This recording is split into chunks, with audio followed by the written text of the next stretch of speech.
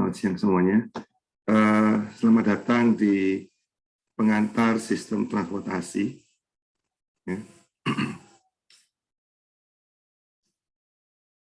Agenda hari ini adalah kita membicarakan tentang perkenalan dulu, setelah itu tentang course syllabus, ya, perkuliahannya sepanjang satu semester ini apa, kemudian kita kalau bisa masuk ke topik yang pertama yaitu tentang urban planning. Ya. Baik, kita kenalan dulu aja ya.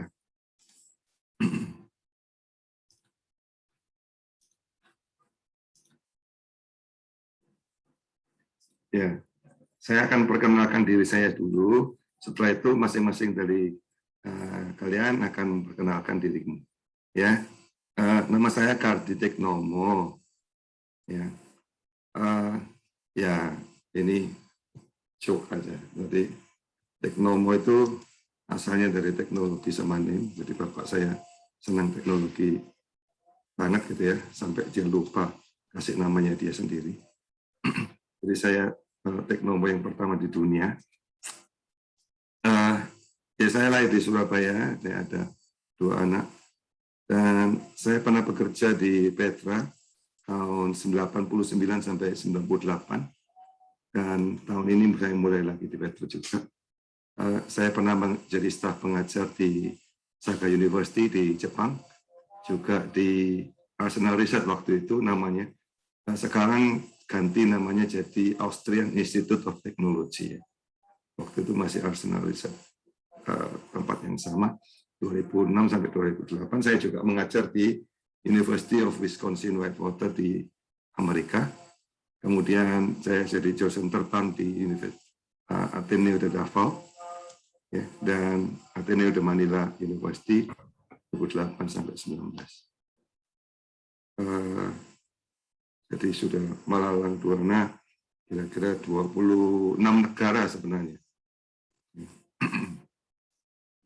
Ya, sekarang ada 4 teknomo, jadi kita termasuk endangered species, cuma 4 di dunia.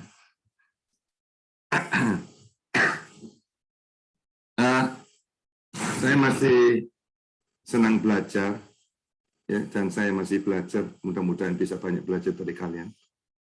Hobi saya riset, ya. Jadi saya suka eksplorasi, saya suka baca, nulis, ngomong. Ya, saya juga senang programming, matematik, dan statistik. Ya, unusual, tapi inilah saya.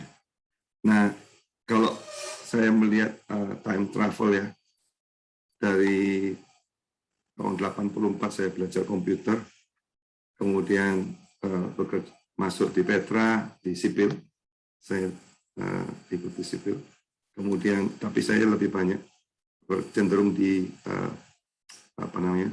bidang komputer, jadi undergraduate thesis saya tentang komputer juga. Ya.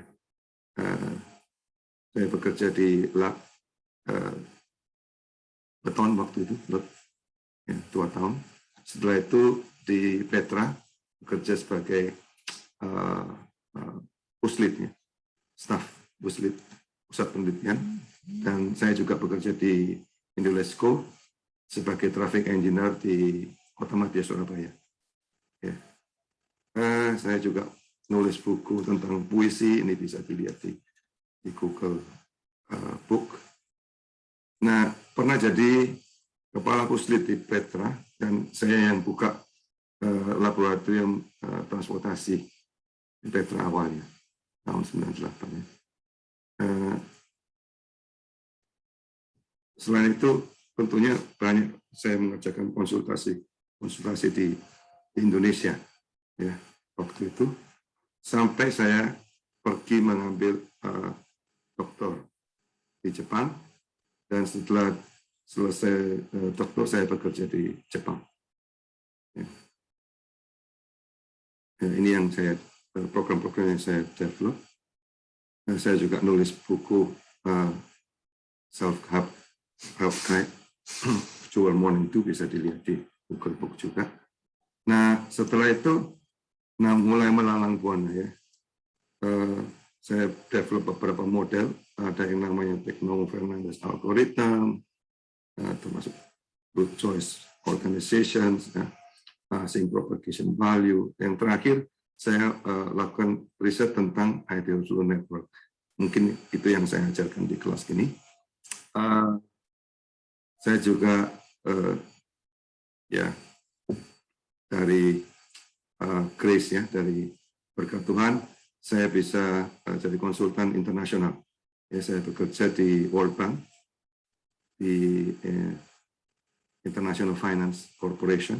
Saya juga bekerja di Toyota di Jepang. Ya.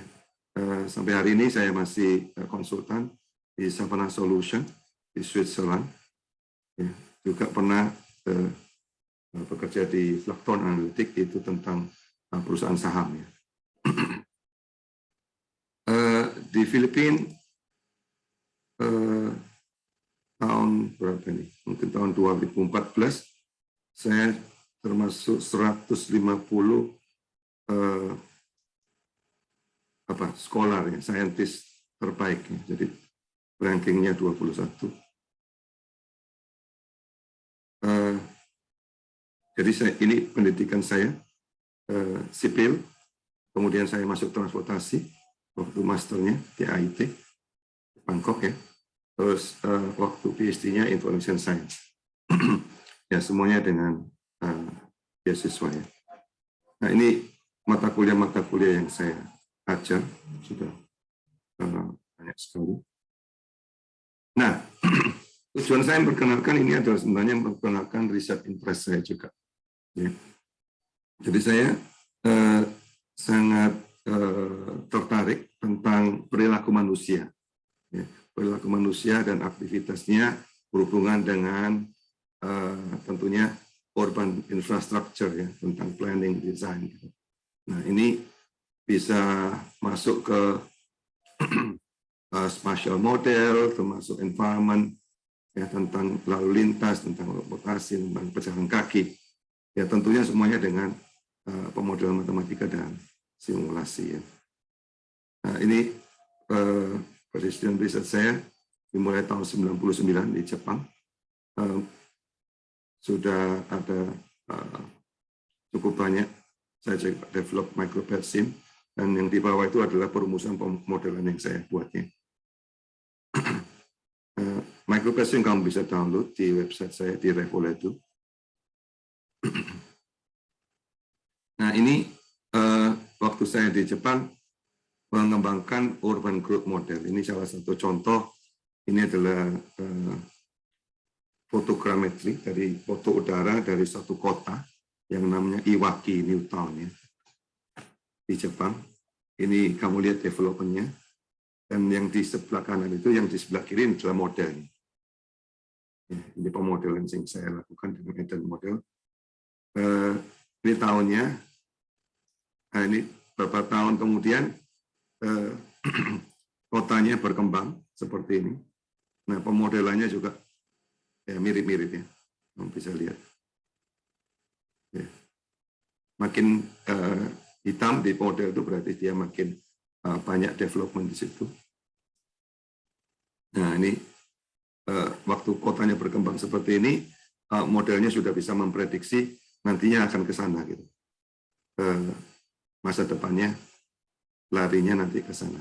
Ini pemodelan urban growth itu bisa mengetahui kira-kira nanti larinya kemana. Ya, kalau kita tahu larinya nanti kemana, pertumbuhan kota itu, ya banyak hal yang kita lakukan ya.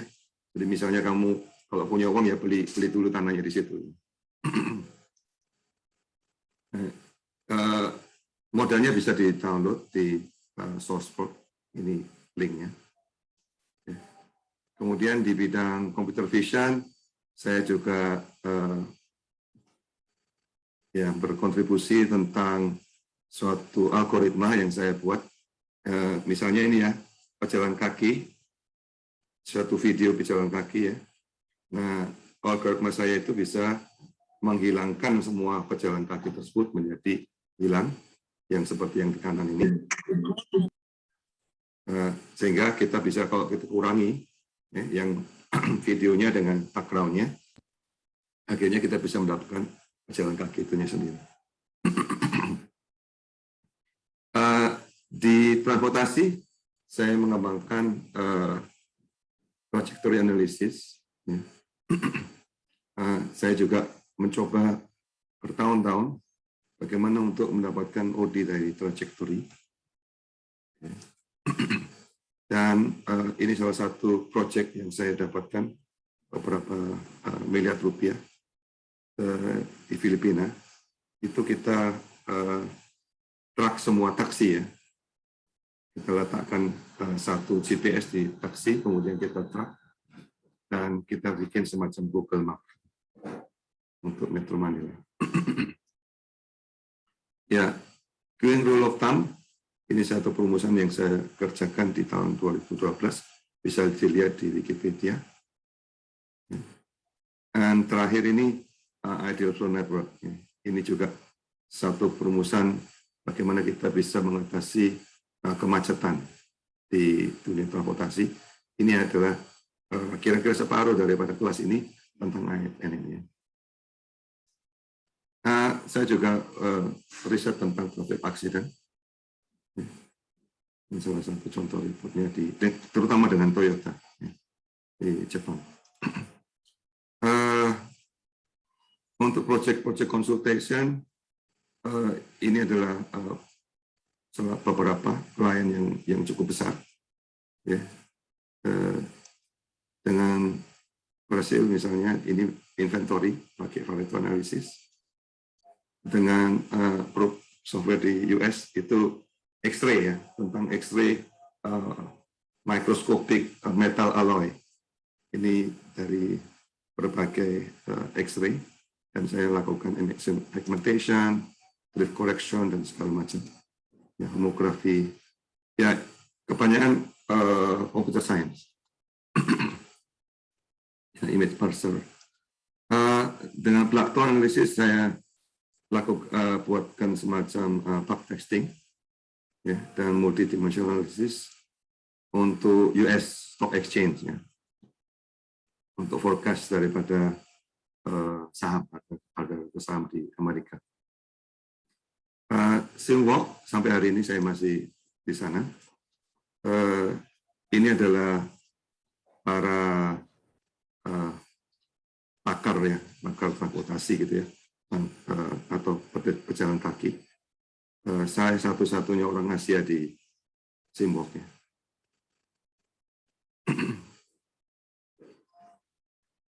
Dengan Bank Dunia saya mengerjakan open transport untuk proyek-proyek di Filipina, terutama tentang port, pelabuhan. Ya, dengan Toyota tentang traffic accident dan automasi daripada intelligent transportation system pakai teknologi V2X. V2X itu vehicle to something, X-nya something. Jadi bisa dari mobil ke mobil, dari mobil ke sepeda motor, dari mobil ke infrastruktur, atau dari mobil ke pejalan kaki. Ya. Dari sana kita bisa lihat secara bertahun-tahun, ya, kira-kira potensial masalah kecelakaan itu ada di mana saja. Dan kita bisa identifikasi dari data-data yang ada, kira-kira inilah lokasi-lokasi yang berbahaya yang perlu ditangani. Ya. Di sosial media, kamu bisa lihat nama saya, banyak sekali. Ini di LinkedIn. Nah, saya berharap kamu juga bisa post di sosial media apa yang mungkin kalau kamu merasa kelas ini bagus dan tertarik, silakan di-share ya yang lain. Ya, ini satu contoh. Ya, ini adalah direktur daripada University di Oregon. Dia minta saya bantu untuk bikin algoritma. Awalnya satu algoritma itu 1 minggu untuk menyelesaikannya. Akhirnya saya bisa menyelesaikannya dalam hitungan detik, bukan 1 minggu. Ya, yang lain ini dari profesor di Belfast, teman-teman saya juga. Sekarang dulu bekerja dengan saya di Arsenal Research, sekarang namanya Australian Institute of Technology. Ya, ini teman-teman di yang lain. Silakan kalau kamu mau berteman dengan saya di Facebook atau di IG juga silakan ya. Saya berharap saya bisa memberikan yang terbaik. Jadi bukan saya, tapi saya mengharapkan kalian yang jadi orang-orang besar ya suatu hari ya. Salah satu asisten saya di Lab Transport di Petra dahulu, Rudi, Pak Rudi Setiawan sekarang jadi dekan, ada lagi Rudi Susilo, sekarang dia yang Rudi Susilo yang mengusulkan busway di Jakarta ya. Itu juga alumni Petra. Jadi busway di Jakarta itu pengusulnya justru orang Petra. Ya. Anak sipil juga. Nah, saya mengharapkan kamu bisa jadi orang yang besar gitu, yang mengkontribusi banyak hal. Ya. Tentunya kita sebagai orang percaya ingin jadi garam dan terang di dunia ini, ya. Dan saya berharap greatness-nya itu datang dari memberikan dengan sepenuh hati kepada orang lain maupun kepada masyarakat ya. Nah, oke, itu cukup untuk diri saya. Silakan masing-masing kamu memperkenalkan diri, ya, ceritakan backgroundmu, mungkin kelemahanmu apa, kekuatanmu apa, terus cita-citamu apa ya. Kamu sebenarnya ingin kira-kira purpose daripada hidup ini apa gitu ya, atau mungkin ada prinsip-prinsip hidup yang ingin kamu ceritakan, silakan. Kemudian ceritakan juga kenapa kamu ngambil mata kuliah ini ya. Terus apa yang kamu harapkan dari mata kuliah ini, mudah-mudahan saya bisa deliver untuk kamu. Dalam mata kuliah ini juga ada beberapa program mungkin pakai Python. Pertanyaan saya, apakah kamu pernah melakukannya ya? Terus bahasa pemrograman apa, atau kamu pernah develop software apa? Silakan ya. Siapa mau start?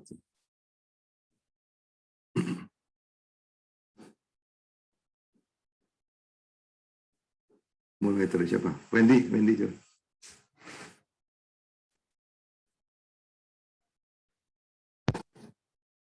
Ya, Wendy open video.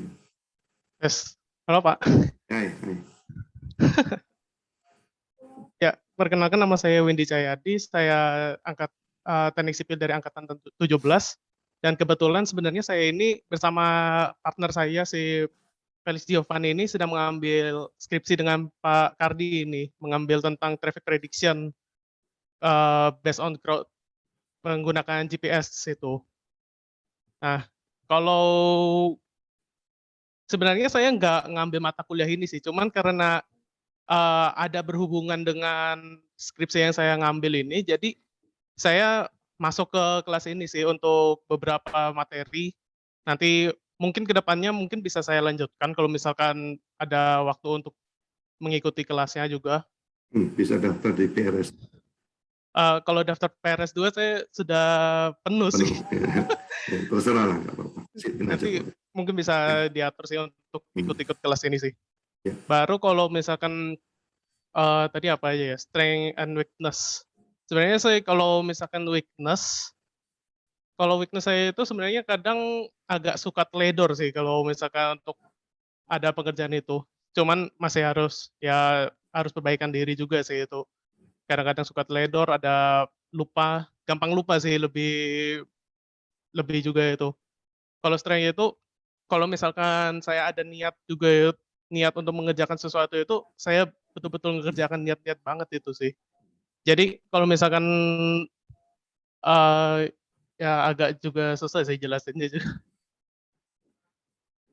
Sama ya weakness-nya juga salah satunya ya tadi seperti ini agak-agak kalau misalnya bicara itu kadang juga bingung apa yang mau dilanjutkan gitu. Agak susah sih bicara di depan umum tuh. Santai aja. Kita semua teman-teman di sini. Ayo. Ya. Kalau wish untuk live ini ya pertama kalau misalkan saya ini kan ini sudah tahun-tahun akhir juga sih kalau saya itu. Jadi ya semoga bisa lulus tepat sih dengan baik juga.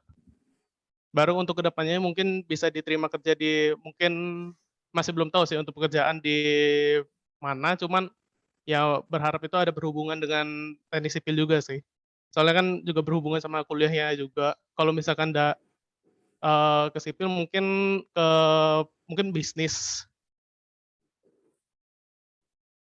Baru kalau misalkan prinsipal, ya kerjakan segalanya sih sebaik-baiknya sih.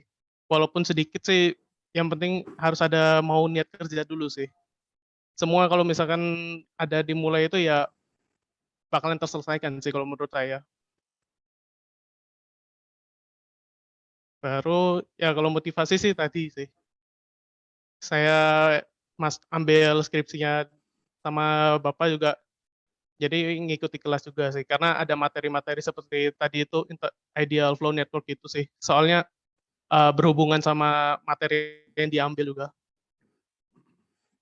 Baru kalau apa yang di-expect itu ya sebenarnya kan saya sama Bapak kan sudah melakukan beberapa kali asistensi. Emang sih di dunia ini kayak banyak perubahan itu. Jadi kita transportasi itu juga banyak hal yang berubah menggunakan teknologi-teknologi yang seperti kemarin itu kita ada pelajari bahasa pemrograman yang sebenarnya belum pernah kita pelajari sebelumnya itu Android Studio, ada Python juga. Baru ternyata di dalamnya Python itu ada apa-apa lagi dalamnya. Ternyata nggak mudah juga sih. Cuman ya baru kita pelajari juga sih saat liburan kemarin itu. Ya mungkin sampai segitu. Ya, terima kasih. Silakan. Selanjutnya siapa? Mau share?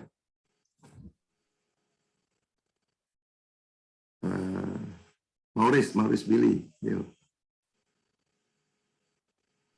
Ya, saya Maurice Billy dari Program Studi Teknik Sipil Angkatan 2017. Ini semester terakhir saya dan kebetulan magang saya dibatalkan, jadi harus ambil mata kuliah pengganti.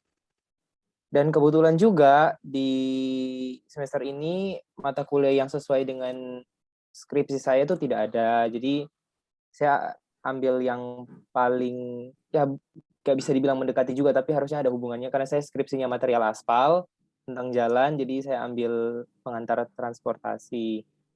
Terus kekuatan saya adalah saya orang yang bertanggung jawab. Terus kalau kelemahannya saya kadang cepat bosan dan cepat burnout. Terus wishlist in life, saya lebih ke arah pekerjaan. Saya ingin kerja yang sebenarnya tidak ingin kerja di bidang sipil sih. Belakangan ini jadi pengen kerja di bidang tata boga. Oh, really? Pengen jadi chef. Wow. Ya, tapi itu masih rencana. Terus kemudian life purpose, saya ingin jadi berkat buat banyak orang. Terus principle that you hold,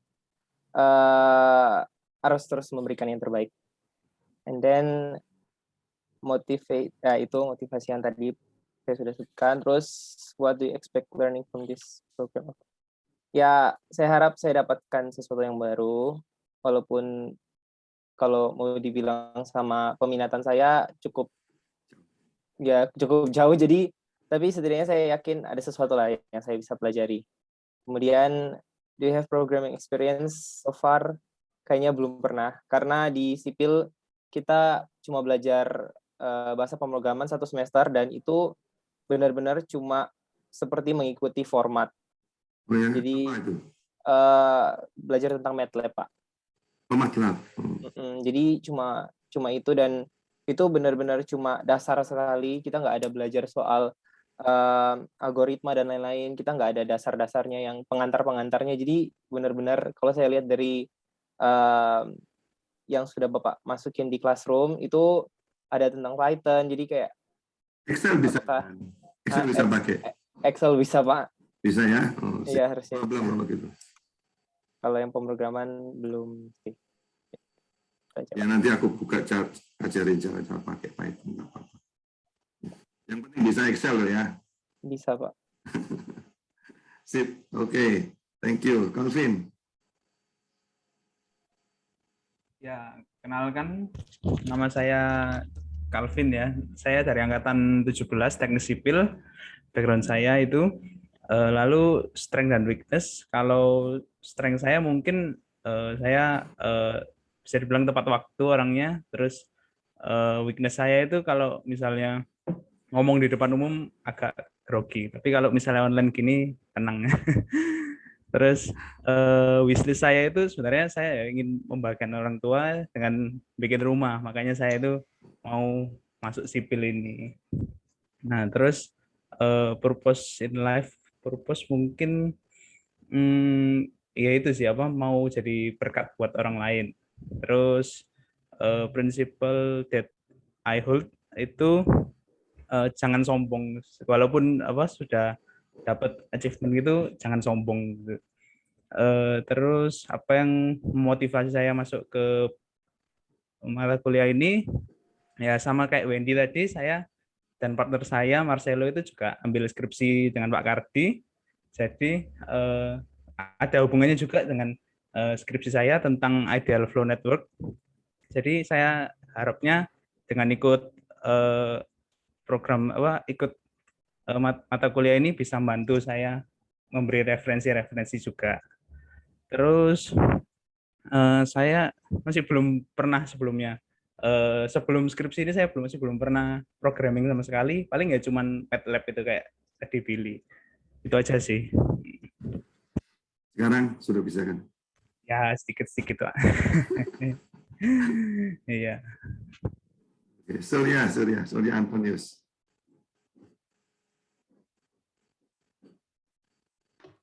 Iya, Pak. Siang, Pak. Oke, nama saya Surya, angkatan 2018. Mungkin alasan saya ngambil mata kuliah ini soalnya saya semester depan skripsinya sama Pak Rudi, jadi tentang transportasi juga.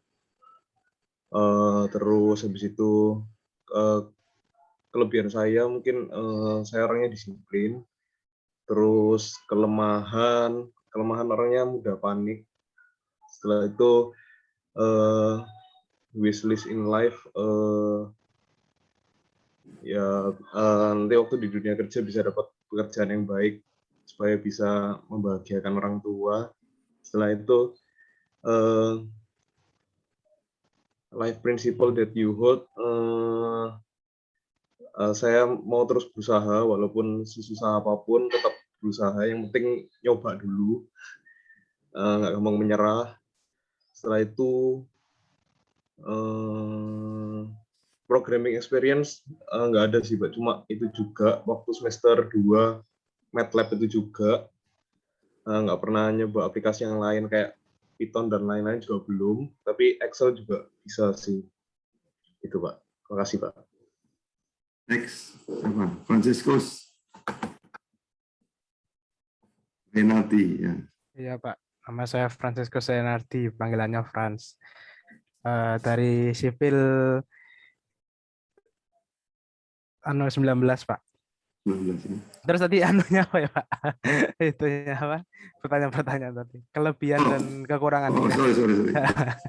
Oke. Daftar listnya ya, terima kasih Pak. Ya kekurangan saya ya ini apa sering pelupa, terus kalau ngomong di depan sama orang itu suka panik, terus jadi apa yang mau diomong sering lupa gitu.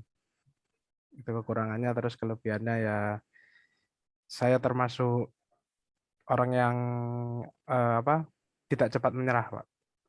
Konsisten. Ya konsisten. Terus wishlist in life saya rasanya ingin membahagiakan orang tua dan keluarga Pak. Purpose-nya juga sama seperti wishlist-nya tadi. Okay. Prinsip yang saya pegang yaitu tidak boleh sombong, meskipun bisa tetap harus mau membantu orang lain, Pak. Ringan tangan lah. Kok ringan tangan salah ya. Pokoknya mau membantu, Pak. Sering mau membantu orang gitu, tidak sombong. Iya. Terus apa yang saya harapkan dalam masuk kelas ini, saya berharap untuk dapat lebih mengerti tentang transport ini, Pak. Tentang mata pelajaran ini terutama gitu. Yep, yep, yep. Untuk program experience saya masih belum ada, Pak. No problem. Ya, sekian dari saya. Terima kasih. Terima kasih ya, terima kasih.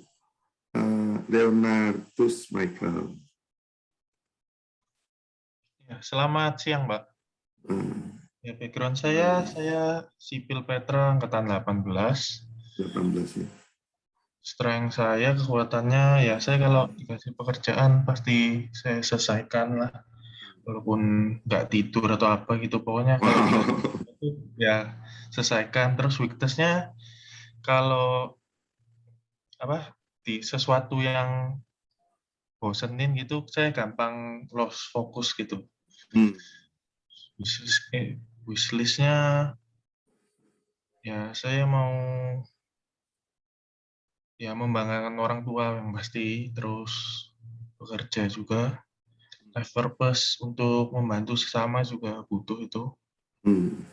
Terus life principle ya tanggung jawab itu penting. Laki-laki juga tanggung jawab hal yang utama. Terus motivasi saya semester depan saya rencananya mau skripsi sama bapak ya. Jadi saya ngambilin. Terus expect ya saya mengerti apa yang buat skripsi nanti semester depan, dan saya belum ada experience di program ini. Terima kasih, Pak. Ya, terima kasih. Gabriel. Iya, Pak. Saya Gabriel Brian, background-nya sipil angkatan 18. Strength-nya kalau kerja tugas tuh bisa sampai lembur gitu sama pedus tadi. Weakness-nya kadang tuh suka terlalu detail sampai gak selesai tugasnya. Terus your wish list itu pengen jadi orang kaya, Pak. What is your life purpose? Life purpose-nya yang ya bisa bahagia gitu, Pak. Sama bisa bahagian orang lain juga. Life principles-nya itu kayak lebih ke harus kerja terus. Ya pokoknya harus kerja terus sampai purpose-ku udah fulfilled gitu. Terus yang motivasi itu saya juga sama Leonardus, Pak.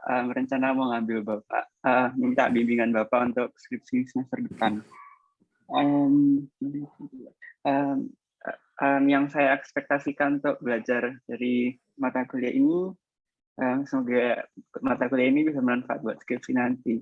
Kalau yang terakhir, programming experience-nya dulu waktu SMA pernah eskul sekali, tapi itu pun juga dasar tok. Terus habis itu ya kuliah bahasa pemrograman sama itu, Pak, coba ikut Apple Academy. Bahasa pemrogramannya apa? Yang waktu SMA itu C++. C++. Iya. Yang kuliah MATLAB. Yang besok mau tes itu Java. Oke. Ya kalau sudah C++ Python rasanya kayak gampang sekali ya. Ya. Siapa yang dulu? Michael Kurniawan. Ya, selamat pagi, Pak.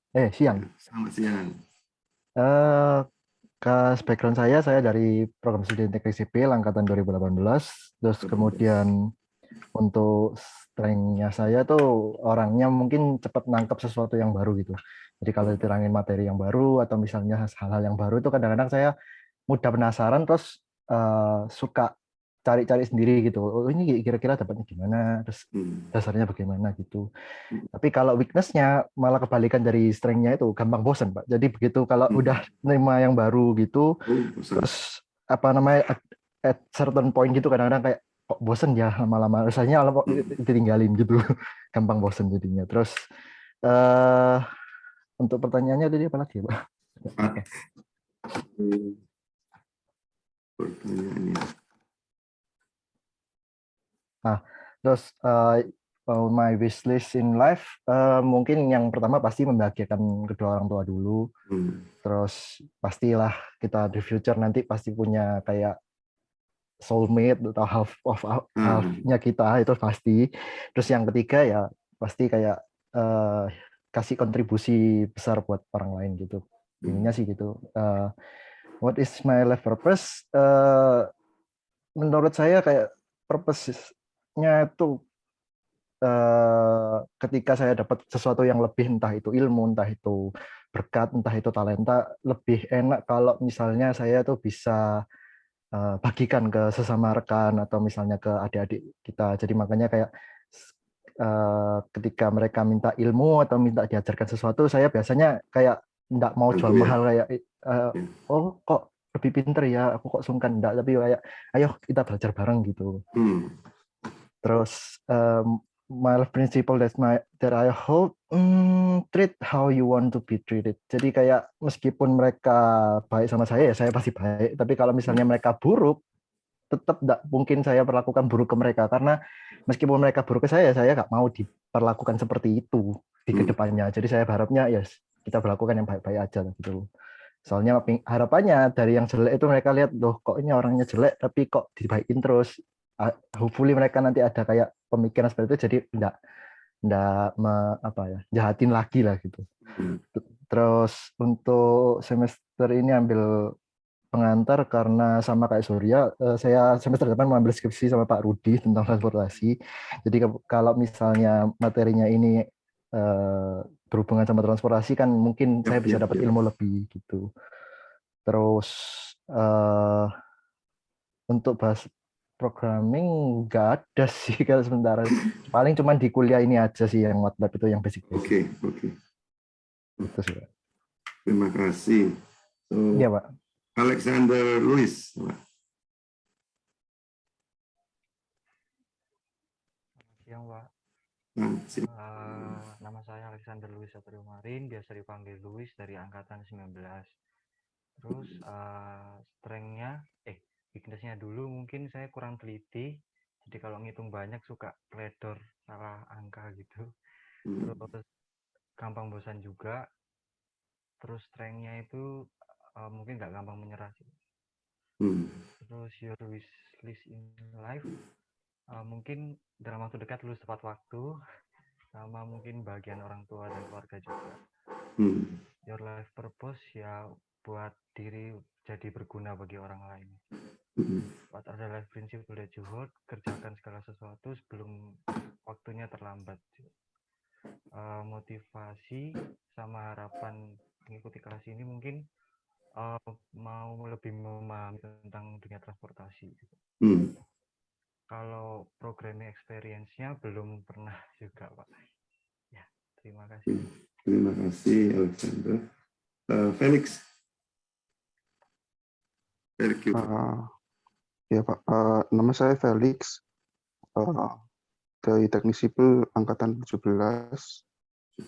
Untuk strength, saya punya rasa penasaran yang tinggi.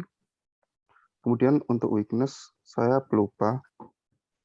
Habis itu, wish list, saya ya ingin bekerja kalau bisa di bidang teknik sipil. Kemudian life purpose, saya ingin bahagia. Terus legacy lah untuk ditinggalkan buat keluarga atau lingkungan gitu. Life principle, saya gimana ya? Konsisten lah dengan nilai-nilai yang dipegang gitu. Kalau kenapa ngambil mata kuliah ini, karena saya skripsi dengan Bapak. Oh. Dan topiknya ya ada juga di mata kuliah ini. Untuk ekspektasi saya berharap bisa membantu saya dalam mengerjakan skripsi, sama ya saya bisa belajar hal baru dalam dunia transportasi. Untuk pengalaman programming, MATLAB, kalau Python baru belajar, Java juga baru belajar. Itu sih, Pak. Franklin Aristo. Lagi lampu mati nih, Pak. Nggak apa-apa, nggak apa-apa. Background-nya sih sipil angkatan 18, Pak. 18 ya. Nah, terus buat strength-nya suka nyari tantangan sih, Pak. Sampai mudah bersosialisasi lah.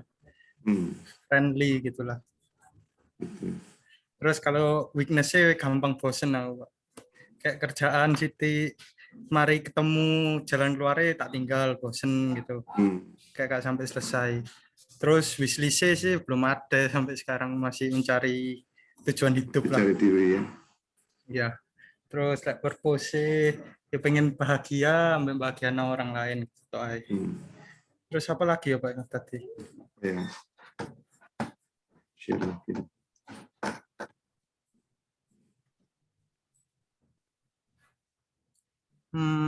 Life principle sih ya harusnya jangan mudah menyerah itu sih, tapi aku udah bosenan Pak.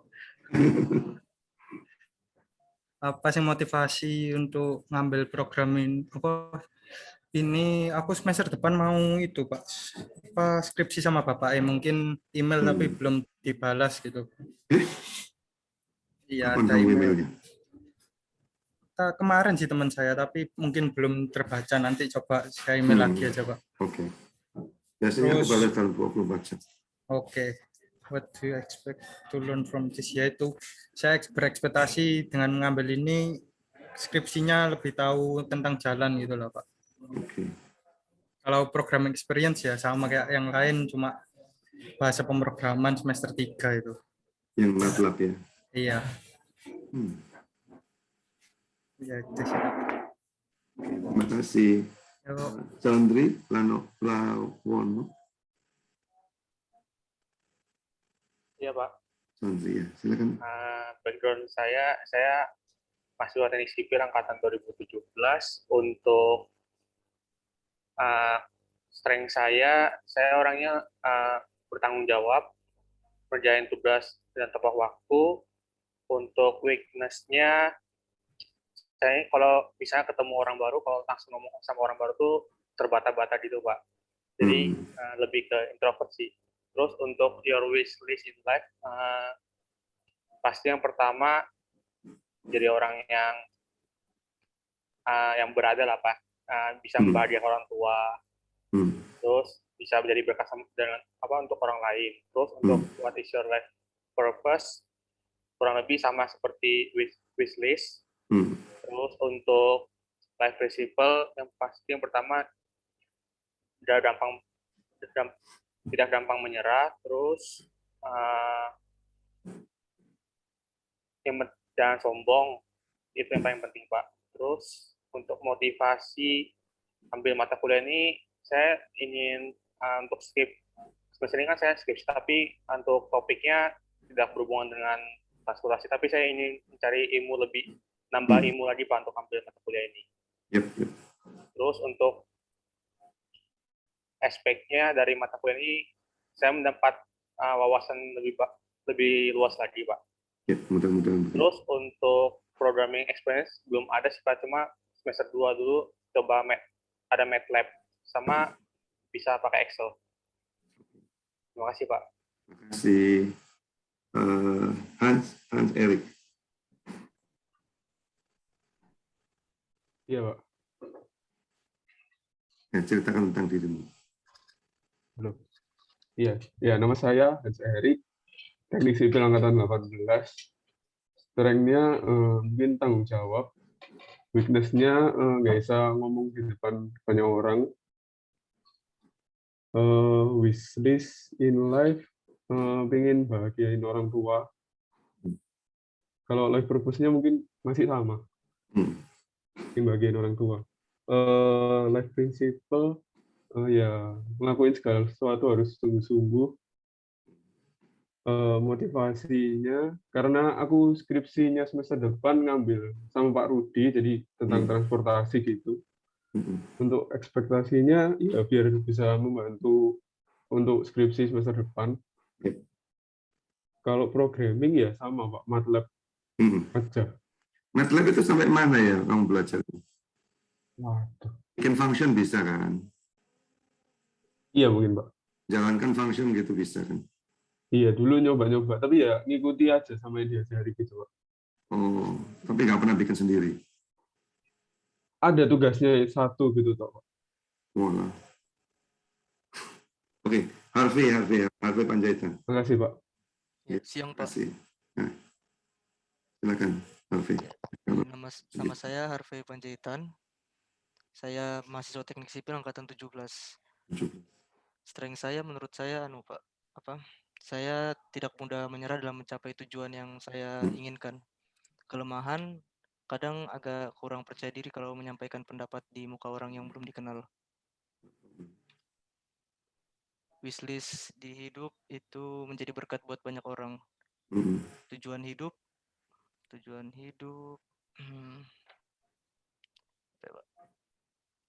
bisa tuh Pak, bisa jadi berkat juga buat banyak orang. Prinsip yang dipegang, tetap konsisten dalam mengerjakan sesuatu. Motivasi untuk mengambil program ini ingin lebih Pak, menambah ilmu di bidang transportasi. Punya pengalaman programming. Saya Pak, pernah ambil kelas bahasa pemrograman MATLAB. MATLAB ya? Ya, Pak. Marcelo. Siang Pak. Yang Saya angkatan 17, terus strength saya orangnya perfeksionis, cuma kayak jadi saya set standarnya itu terlalu tinggi, jadinya kerjanya itu asal-asalan gitu Pak. Karena standarnya terlalu tinggi, jadi saya kerjanya asal-asalan. Itu strength dan weakness saya. Terus untuk kedepannya ya semoga S2 saya lancar. Soalnya habis kenapa Pak? Ngambil S2? Iya, ambil S2, cuma di luar, Pak. Dan itu jurusannya mesin campur sipil, Pak. Jadi kayak ya ada program-program juga, Pak. Terus tujuan hidup saya ya membahagiakan kedua orang tua, terus kuncinya itu ya selalu bersyukur. Terus alasan ambil kelas ini ya semoga buat skripsi saya agar lebih lancar gitu. Terus ekspektasi saya ya itu tadi jadi satu, semoga yang didapat itu bisa membantu skripsi lah. Untuk program MATLAB doang sih Pak, terus itu udah lupa semua.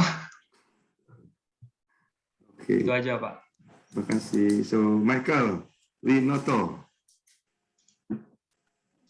Ya, perkenalkan. Selamat siang Pak. Hai, selamat siang.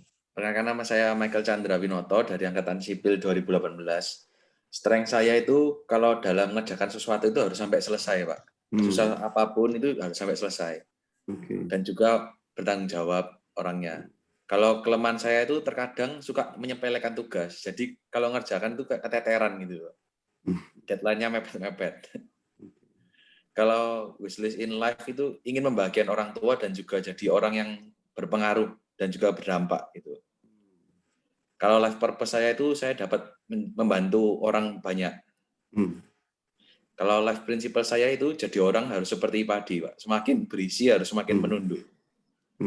Kalau motivasi saya ngambil kelas ini yaitu untuk memperluas pengetahuan, Pak.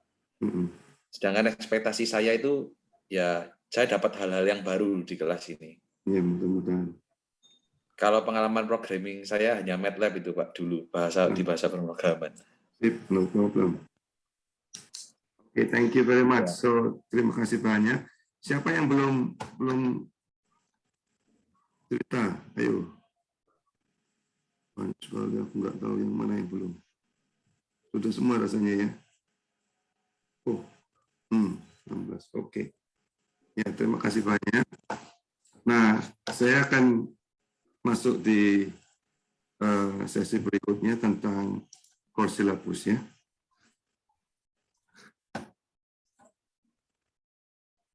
Bisa kelihatan nggak slide saya? Kelihatan, Pak. Kelihatan ya. Nah, ini email saya, tolong dicatat. Untuk kelas ini, kalau kamu email saya, tolong dikasih di subjeknya transport, bla bla bla. Terserah subjeknya apa. Kalau memang mau WA, ini nomor saya, silakan dicatat juga. Ya. Kalau kamu telepon atau WA saya, 24 jam saya akan balas, juga email. Ya. Dan kamu boleh di email saya atau WA saya malam-malam juga nggak apa-apa, tapi jangan harap saya menjawab. Pokoknya saya jawabnya 24 jam. Ya. Nah, Facebook juga boleh pakai Messenger. Ya, FB Messenger, ini Facebook saya. Untuk kelas ini kan jam 1 sampai jam setengah 4 ya. 1:30 sampai setengah 4. Ya. Next. Apa yang dibahas di kelas ini? Ya. Di kelas ini tentang demand supply transportasi, arus lalu lintas, pemodelan transportasi, teori antrian, dan ideal flow network-nya. Di sini cuma 4. Sudah dibuka Google Classroom-nya enggak? Sudah ya? Saya sudah masuk di sana bab-bab tertentu ya, dari awal sampai pemodelan transportasi tradisional ya. Sudah ada di sana semua. Silakan dipelajari dulu sebelum ada kelas ya. Nah, biasanya murid itu mengatakan kalau saya memberikan kuliah kok cepat sekali gitu. Ya. Dalam satu perkuliahan mungkin 70 slide selesai. Nggak tahu, kadang-kadang nggak sampai segitu. Tapi silakan dipelajari dulu. Jadi saya sudah letakkan semua slide-nya di sana, sehingga kalau kamu sebelum kelas sudah siap ya. Nanti kalau ada pertanyaan-pertanyaan, kita lebih baik membahas di kelas. Ya, supaya yang lain juga tahu. Jangan segan-segan untuk bertanya ya. Nah, setelah kamu selesaikan mata kuliah ini, saya berharap kamu bisa merencanakan, kamu bisa mendesain, kamu bisa mengoperasikan dan mengevaluasi ya sistem transportasi secara umum. Ya, tentunya penekanannya di transportasi darat di perkotaan, tapi model yang sama sebenarnya kalau kamu mau bisa dipakai di berbagai hal ya, bukan cuma di transportasi. Jadi ISN itu misalnya bisa dipakai di internet industri, di data science, di pertanian dan segala macamnya ya, dengan model yang sama. Nah, tapi untuk mata kuliah ini ya isinya. Hari ini kita bahas tentang pengantar tata kota. Mungkin minggu depan kita bahas tentang tata guna lahan, ya, aktivitas transportasi, demand supply dari transportasi. Setelah itu pemodelan transportasi tradisional. Ya, baru saya masuk ke teori arus lalu lintas, ya, termasuk shockwave dan teori antrian. Ya, setelah itu setengah daripada perkuliahan ini mungkin setelah UTS ya, itu tentang ideal flow network. Saya akan masuk ke lebih dalam ke situ, dan tentunya pada akhirnya kamu akan belajar tentang analisa kebijakan transportasi. Ya. Kira-kira itu. Ini adalah readings. Silakan dicari. Saya punya yang 1-2 silakan ada di website saya di Revoledo. Yang ketiga saya masih punya PDF-nya. Kalau memang mau nanti saya cantumkan di Google Classroom. Begitu juga yang nomor 4 ini. Nah, ini. Midterm cuma 15%, final cuma UAS ya. Jadi UTS-nya 15%, UAS-nya cuma 25%. Assignment-nya banyak. Ya, assignment-nya banyak, tapi cuma 10%. Ya, Yang 5% recitation itu artinya dalam kelas kamu aktif ngomong, kamu aktif diskusi. Nah, itu kamu nanti catat ya. Hari ini saya tanya ini, hari ini saya diskusi tentang ini.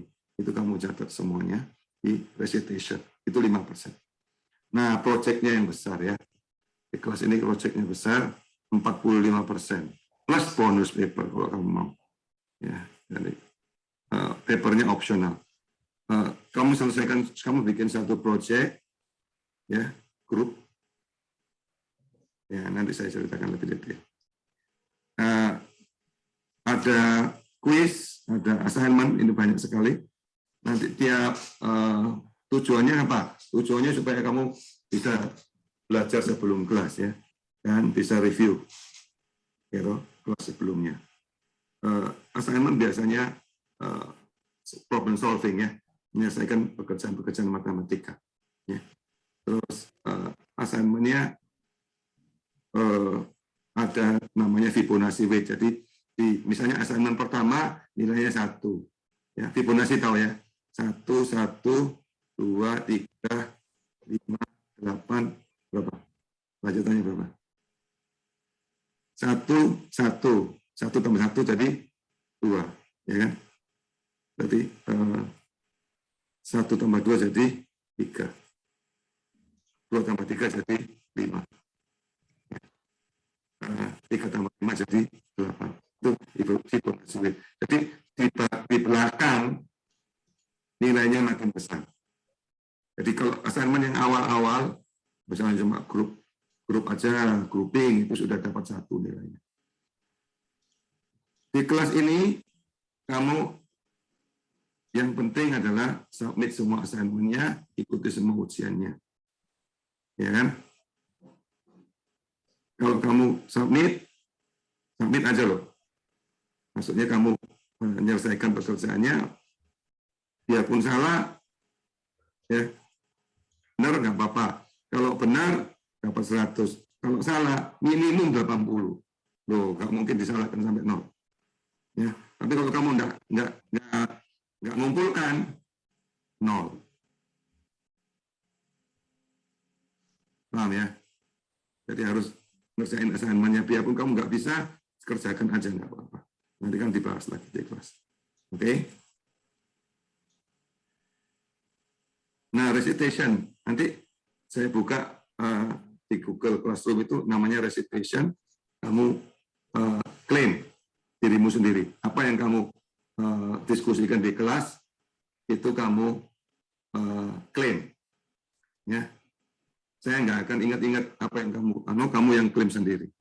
Ya. 1 minggu maksimum 5 poin. Ya. Terus pada akhir semester di normalize. Nanti yang paling tinggi misalnya 70 poin. Yang satu kamu cuma 16 poin ya, berarti 16 dibagi 70. Kalau ada anak yang aktif sekali ya sampai 120 poin, kamu cuma 70 poin ya, berarti 70 dibagi 120 nilaimu. Ya, jadi ini normalisasi berdasarkan jumlah maksimum poin yang dicapai oleh anak-anak yang paling aktif di kelas ini. Ini kompetisinya di situ ya. Jangan lupa tuh letakkan jumlah recitation pointmu di paling atas supaya saya nggak usah ngitungin semua. Kamu yang ngitung sendiri ya. Kamu cuma klaim aja. Berapapun yang kamu klaim saya kasih. Itu kan nilai kejujuran. Ya. Nah, project sekarang. Projectnya apa? Projectnya kamu menyelesaikan salah transportasi ya yang kecil di suatu daerah tertentu ya, lalu kamu simulasikan. Nanti saya berikan materinya, silakan dipakai semuanya itu ya. Jadi simulasikan problem solving daripada masalah transportasi yang ada di sekitarmu ya. Ada pertanyaan nggak nih? Nantinya tentunya akan melakukan what if scenario ya. Bagaimana kalau saya lakukan ini? Bagaimana kalau saya lakukan itu? Kebijakan transportasinya. Nah, silakan kalau ada yang mau tanya. Iya, Pak.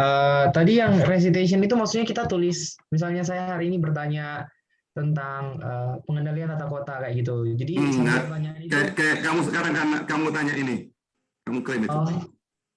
Oh, ini termasuk poin, Pak. Iya. Oh, terus nanti saya tulisnya setiap habis kelas atau gimana? Iya, setelah habis kelas nanti di Google Classroom nanti saya bukakan namanya recitation, kamu klaim sendiri. Terus yang tadi kan disuruh put the point paling atas itu maksudnya Ya, kayak gini. berarti pertanyaannya gitu. satu. Kamu tanya satu hari ini ya. Kan? Minggu depan kan kamu tanya lagi 2 misalnya. 2 tambah 1 jadi 3. Yang paling atas kamu tulis 3 poin. 3 pertanyaan. Paling atas itu kumulasi untuk sementara. Kumulasinya, betul. Oh, oke. Ya, jadi aku nggak perlu ngitungin, kamu yang ngitungkan untuk saya. Oke, Pak. Makasih. Oke, sip ya. Kalau ada yang nggak jelas jangan bertanya ya. Mau tanya, Pak? Ya, silakan. Jadi untuk recitation itu dikumpulkannya tiap minggu ya, Pak? Tiap minggu dikumpulkan. Iya, jadi saya kamu yang ngisi sendiri di situ. Oke, saya kumpulkannya dalam file PDF gitu nggak apa-apa ya, Pak? Bukan. Di Google Classroom. Oke lah, aku bikin sekarang dulu. Google Classroom, di mana kakak?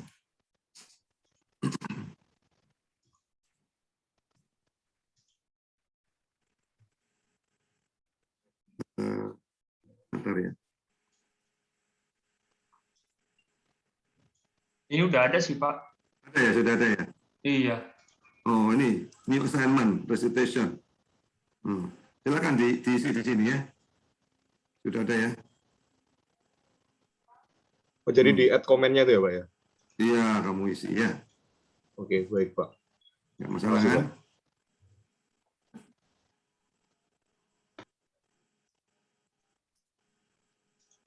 Oke, next apa lagi?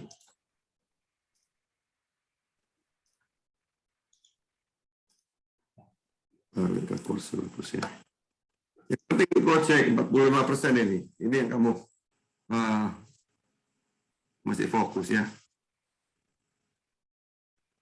Misalnya kamu nanti ambil data dari USM, ya kan? Dari daerah kecil, kemudian kamu analisa, misalnya dekat rumahmu aja nggak apa-apa. Misalnya daerah macet di daerah dekat rumahmu. Ya, ini kok macet terus, kenapa sih? Yang saya mau selesaikan coba ya. Nah, kamu selesaikan di situ ya. Oke. Nah, groupingnya hari ini ya. Hari ini groupingnya 2-3 orang ya. Kamu pilih teman-teman tadi kan sudah kenalan kan? Ya, silakan ada 16. Di sini 2 atau 3 orang silakan. Setelah kamu gabung, nggak boleh goyang ya, nggak boleh pindah. Saya nggak mau cerai. Ya, nggak boleh ada cerai-cerai di kelas ini ya. Nah, kalau mau gunakan programming language apapun silakan. Kalau saya sarankan Excel sama Python ya. Projectnya milestone-nya forming group today, bikin grupnya hari ini. Setelah itu kamu laporan ke saya tentang topiknya apa gitu, ide-ide aja. Oke. Berikutnya mungkin presentasi pertama kamu demo lah ya. Sudah sampai mana gitu, prototipenya sudah sampai mana. Ya. Berikutnya direvisi, demo lagi ya. Terus dites apakah sudah bekerja dengan baik, dan pada akhirnya kamu kumpulkan semacam report gitu ya. Terus kalau ada pakai code-nya, silakan juga dikumpulkan ya, dokumentasinya juga. Nah, kalau ada code, kamu mau bikin sendiri, silakan dimasukkan di GitHub. Ya. Jadikan open source-nya, biar dipakai oleh banyak orang juga. Nah, apa laporannya? Laporannya spesifikasinya apa, caranya pakai programmu gimana, ya kan? Desain dokumennya apa, model yang kamu pakai apa, analisanya, testingnya gimana, ya. Terus gimana kamu milih modelnya, ya. terus pelajaran berharga apa yang kamu dapatkan dari project ini ya.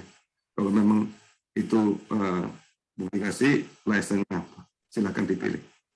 Ya. Nah, presentasi nanti ada beberapa presentasi saya akan umumkan di Google Classroom.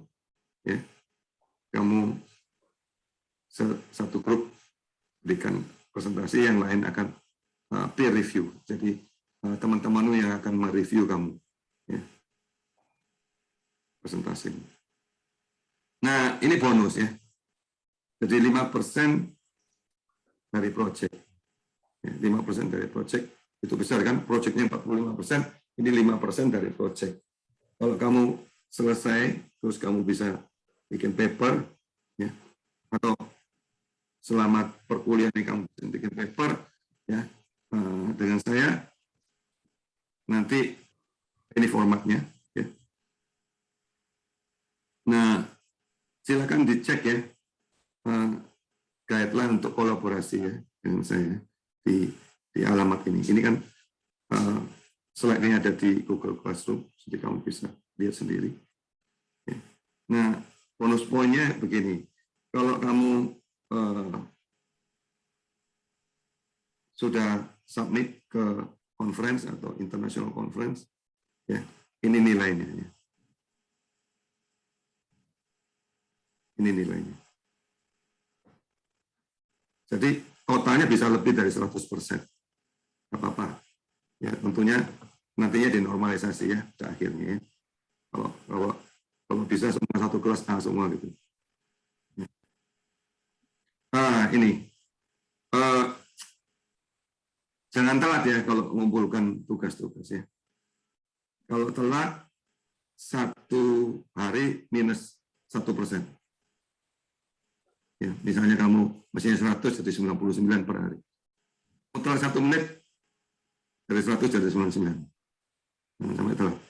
Kemudian kalau kamu telat boleh, tapi minus terus itu per harinya. Ya kan? Kalau telatnya 1 semester ya sudah sama, tidak usah kumpulkan. Ya kan? Nah, kalau kamu sebelum berakhir, jadi setelah UAS, sebelum semester berakhir, setelah UAS kira-kira maksimum 1 minggu lah ya. Biasanya saya kerjakan 2 hari, 2-3 hari setelah UAS. Silakan dilihat di Google Classroom, akan ada perhitungan, ya, ada perhitungan dalam bentuk Excel tentang semua nilaimu ya. Nah itu kamu cek, kalau saya ada kesalahan, bisa kamu protes ya, boleh. Ya. Tapi kalau sudah saya masukkan perhitungannya ini, kamu nggak ada yang protes, ya, saya masukkan ke prodinya, kamu protes, saya nggak akan melayani, ya, adil kan ya. Jadi saya kasih waktu untuk kamu protes, tapi kalau sudah saya masukkan ke departemen ya, di jurusan teknik sipil, ya tidak ada protes itu. Boleh ya? Nah kalau kamu nggak ngumpulin sama sekali ya, tentu saja nol ya. Kalau kamu kumpulkan tugas-tugasnya, minimum kamu dapat 80. Ya. Biasanya yang bikin kamu jatuh, nilainya bukan tugas, bukan proyek, tapi kuis sama ujian, karena ujiannya multiple choice ya. Ujiannya selalu open book, ya, buka semuanya boleh, jadi nggak usah ngapalin, tapi perhitungan banyak kali perhitungan dan multiple choice.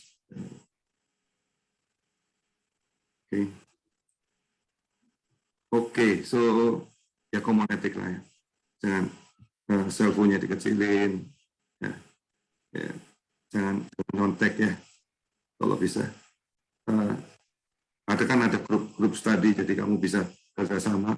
Kalau memang mau nyontek waktu ujian ya, salahmu sendiri. Ya, saya juga nggak mau tahu, tapi itu salahmu sendiri. Ya. Ekspektasi saya kamu aktif di kelas ya, kasih komen, kasih pertanyaan, terus kasih ide-ide apa yang mau dilakukan di kelas, silakan ya. Jangan segan-segan kontak saya kalau misalnya. Dan kalau misalnya saya ada kesalahan, jangan segan-segan kritik juga, nggak masalah. Ya. Oke, kira-kira begitu. Untuk course silabus ada pertanyaan nggak? Silakan.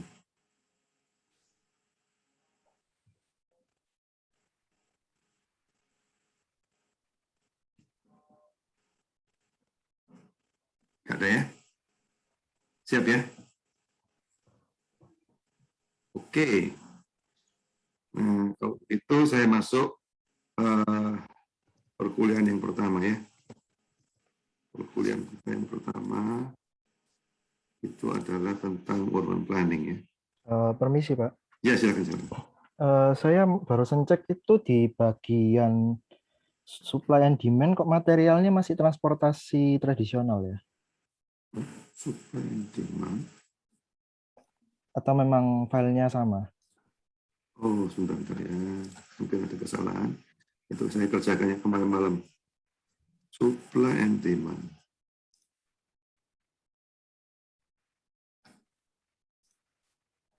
Oh, lain-lain. Itu kan nomor 3 sudah. Coba kamu buka isinya lain.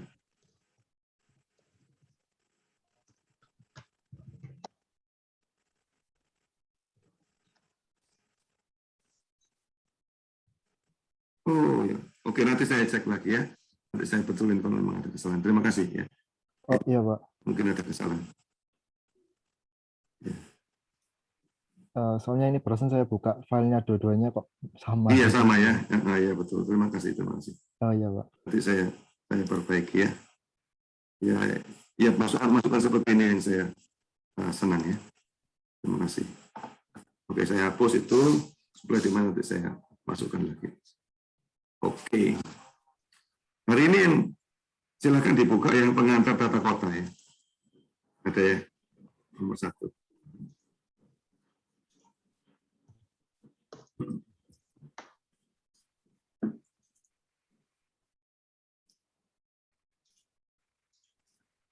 Sudah dibuka semua?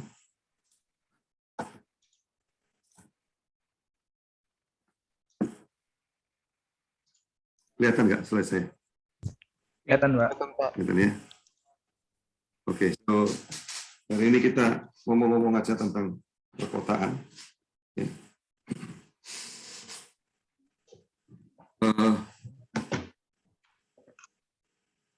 Kontennya tentang urban planning and design, terutama linear city, grid city, circle city, open field-nya. Nah, apa sih kota itu sebenarnya? Kalau kita lihat sejarahnya, dulu manusia itu kan kumpul satu keluarga ya, betul ya. Kemudian keluarganya kawin sama keluarga yang lain, terus bikin satu desa gitu ya. Nah, terus orang lain datang, orang asing datang di desa tersebut, makin lama makin banyak, ya, akhirnya menjadi suatu kota. Apa itu kota? Kota itu adalah grup daripada orang-orang dan infrastruktur dalam satu daerah tertentu, ya, yang sebenarnya ada pertukaran barang dan jasa ya, di antara dirinya sendiri di dalam kota itu ataupun dengan di luar kota tersebut ya. Nah, ekonomi sebenarnya statusnya. Jadi kota itu di dalam satu kota orang tidak perlu kenal satu sama yang lain, tapi bisa melakukan suatu interaksi sosial maupun interaksi ekonomi. Tidak perlu dalam satu kota itu orangnya harus satu keluarga. Ya, menarik ya. Manusia itu ternyata bisa membuat suatu grouping di mana biarpun dia tidak dalam satu keluarga bisa menjadi satu kota, akhirnya menjadi satu nation, ya, jadi satu negara. Ya, jadi dalam satu negara pun sama, kita tidak perlu harus ras yang sama, tidak perlu harus agama yang sama, dan seterusnya. Ya. Itu keterikatan satu dengan yang lain itu ada, bukan karena ikatan darah. Itu yang penting ya. Nah, urban planning itu apa? Urban planning itu adalah ya, rencana tata kota ya. Rencana tata kota itu isinya politik ya. Kemudian tentang tata guna lahan. Daerah mana yang boleh dibangun, daerah mana yang tidak boleh dibangun, ya. Terus airnya bagaimana, udaranya, infrastrukturnya bagaimana ya. Itu termasuk tentang komunikasi, tentang transportasi, tentang semua distribusi network dalam satu kota itu. Ya, itu dibahas semua di situ mestinya. Nah, ini kan di teknik arsitektur ya.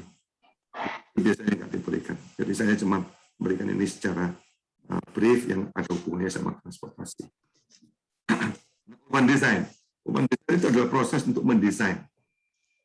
Kalau urban planning itu merencanakan kota, ya, untuk merencanakan kota itu gimana? Ya diproyeksi ya.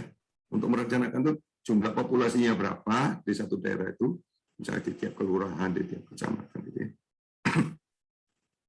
Terus dari jumlah populasi dan tumbuh itu ya ditambahkan dengan ekonomi, nanti kan kamu bisa tahu, oh nanti berapa kebutuhan sekolahnya, ya kan? Dari usia anak itu nanti bisa tahu, oh yang SD nanti butuh sekian, yang SMP nanti butuh sekian, ya berapa yang dibutuhkan untuk fasilitas misalnya rumah sakit, ya berapa yang dibutuhkan untuk fasilitas umum itu yang direncanakan di dalam urban planning tadi ya. Di urban design ini lebih detail ya tentang bangunan-bangunannya sendiri. Ya. Nah, dalam satu perkotaan itu biasanya ada yang namanya pusat kota, ya, city center. Ya. Coba di pusat kotanya di Surabaya di mana ya?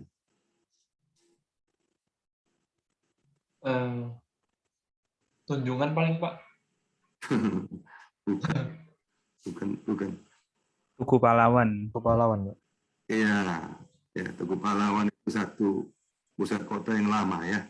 Jadi di depannya kamu bisa lihat ya, di depannya kamu lihat desainnya, coba pikirkan ya. Tugu Pahlawan itu dulu gubernuran di situ. Jadi awalnya Tugu Pahlawan, di depannya government building, ya, pemerintahan, itu selalu ada semacam monumen atau semacam taman besar. Nah, itu awalnya di Tugu Pahlawan. Setelah itu pindah ke mana itu? Di Kota Madya. Di mana dia? Kota Madya Surabaya di mana ya? Jalan apa? Presiden Sudirman kah?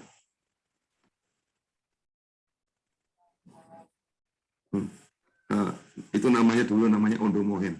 Nggak tahu yang sekarang namanya apa. Ya. Itu di depannya Presiden Sudirman itu taman besar, ya kan? Di depannya Kota Madya Surabaya. Nah, untuk provinsi itu Gede Gerahadi. Kamu lihat, gubernuran sekarang Gerahadi di Jalan Pemuda, ya kan? Depannya pasti ada taman besar juga. Itu untuk menunjukkan sebenarnya inilah city center-nya. Ya. Ini di Brasil juga sama, kamu bisa lihat. Ya. Ini di Paris, bisa lihat. Ini apa? Menara Eiffel ya. Iya, Pak. Ya, sama. Jadi pusat kota itu biasanya ada suatu marking yang jelas gitu. Ya. Apa? Pusat pemerintahan di situ. Depannya selalu dibikin semacam taman atau semacam monumen gitu ya, supaya jelas bahwa ini adalah pusat kotanya. Kelihatan ya? Kalau nggak tahu nanti oh pusat kota itu Tunjungan, bukan Tunjungan. Ya. Nah, kota itu ini di Australia misalnya.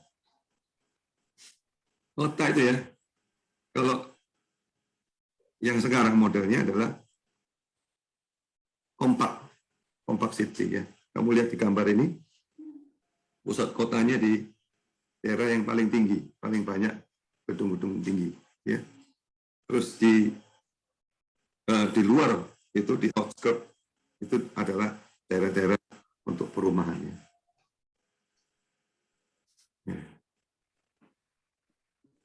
Nah, urban planning ya, itu awal-awalnya biasanya kota itu bentuknya linear. Nah, nanti saya akan bahas tentang Surabaya, tapi ini contoh-contoh kota ya, linear city. Jadi kalau kota yang awal kecil itu biasanya bentuknya satu jalan aja, kemudian di pinggir jalan itu ada rumah-rumah. Sampai hari ini pun kamu bisa melihat ya semua development, pembangunan itu selalu berada di sekitar satu jalan. Ya. Depan kalau kamu ada satu jalan, ya, nanti di pinggir jalan itu pasti ada perumahan atau rumah-rumah, atau nanti lama-lama rumah-rumah jadi pertukuan secara alami, ini secara natural. Ya. Kemudian nanti ini jadi perkantoran gitu ya. Nah, ini secara alami tanpa diatur, tanpa direncanakan, manusia itu memang membuat selama beberapa abad gitu ya, nggak cuma 1-2 tahun, itu akan membuat suatu peradaban seperti itu ya. Awalnya selalu bentuknya linear. Linear itu apa? Dari jalan. Nah, jalan itu biasanya mengikuti natural daripada environment-nya ya. Dalam artian misalnya kalau ada sungai ya biasanya jalannya mengikuti sungainya gitu. Ya. Nah, ini contoh ya. Ini ada sungai di Kipek ini ya. Ada sungai ini, sungai besar. Nah, terus ini di pinggir sungai itu ada jalan. Nah, di pinggir jalan itu terbangun perumahan-perumahan, gereja, biasanya pusatnya di gereja. Kalau di Western Society ya. Zaman dulu, gereja itu adalah satu pemerintahan. Ya, di mana orang-orang di kota itu akan datang ke gereja, ya, selain mengikuti misa atau baktian gitu ya. Itu setelah itu pasti ada gathering, jadi meeting. Ya, jadi kalau misalnya ada masalah-masalah di kota itu, mereka akan bahas di tempat-tempat gereja itu. Ya, ini awalnya begitu ya. Nah, kamu lihat di belakang itu masih sawah-sawah. Ya. Sawah-sawah. Nah, itu ada jalan-jalan kecil tapi tidak terbangun ya, tidak terbangun. Jadi pembangunan itu biasanya mengikuti jalan. Ini yang penting. Sampai sini ada pertanyaan nggak?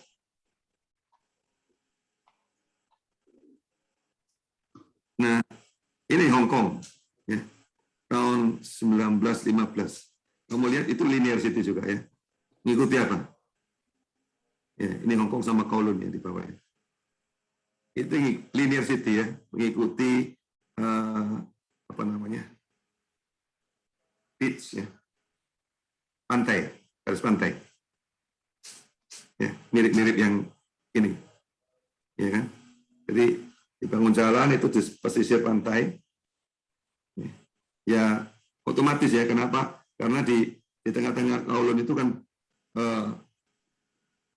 mountain ya, dapat bukit ya. Jadi pembangunannya demikian. Ini awal-awal daripada urban planning ya. Agora itu adalah public space di zaman Yunani dulu ya, semacam gereja lah atau semacam temple gitu ya. Nah, itu pusatnya di situ. Kemudian jalan-jalannya dibuat apa? Grid ya. Diseranakan ya, bentuknya grid bentuknya. Ini